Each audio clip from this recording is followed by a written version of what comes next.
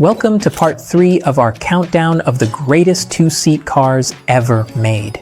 They were small, they were fast, and they changed the game. From luxurious icons to fire-breathing rally monsters, these two-seater classics defined generations. At number 12, Mercedes-Benz 300 SL. In the world of two-seaters, few names command as much respect as the Mercedes-Benz 300 SL.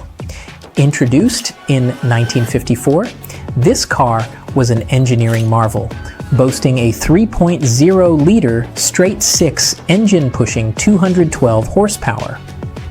But what truly set it apart? The doors. Yes, the legendary gull-wing doors weren't just for looks.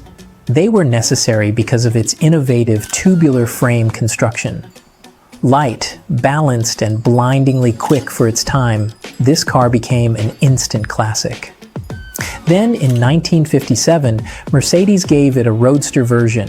Same power, same speed, but with a drop top for those who loved the wind in their hair. At number 11, MG M-Type. This little car is where it all began for MG's legendary midget series. Built from 1928 to 1932, the MG M-Type was small but mighty.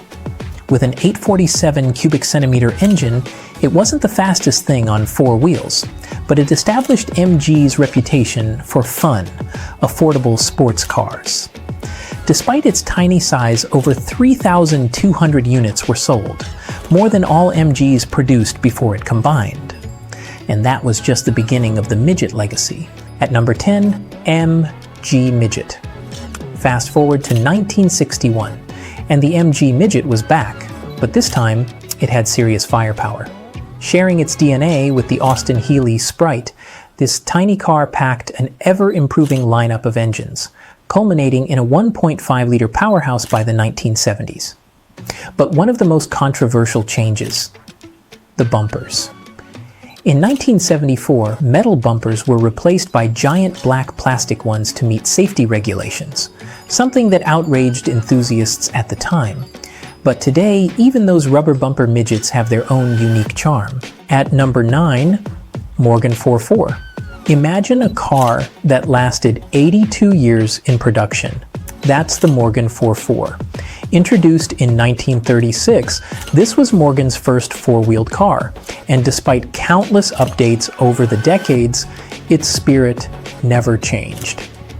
Hand-built with a signature wooden frame and vintage styling, the 4.4 remained a driver's car, offering pure, unfiltered road feel in an era of modern automation.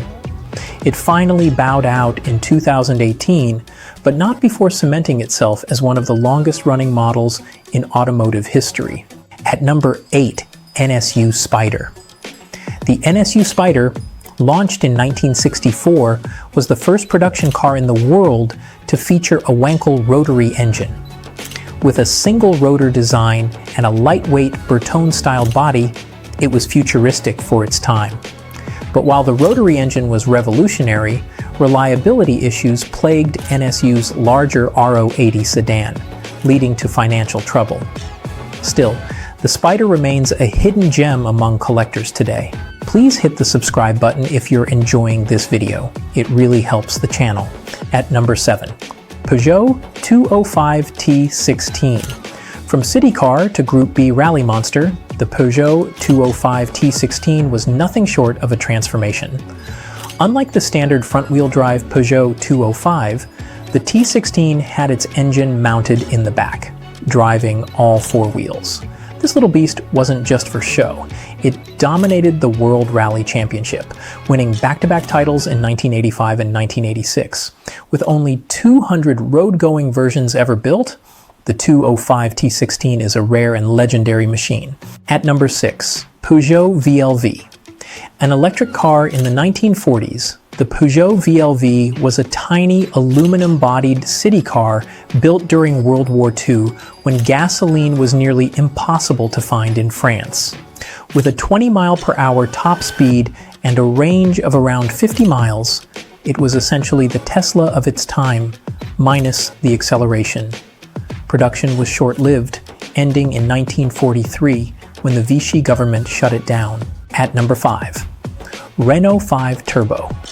This was no ordinary Renault 5. The Renault 5 Turbo threw out its front-engine, front-wheel drive layout in favor of a turbocharged mid-engine setup that turned it into a rally-winning monster. Despite its extreme design, it lacked four-wheel drive, which ultimately held it back in later years.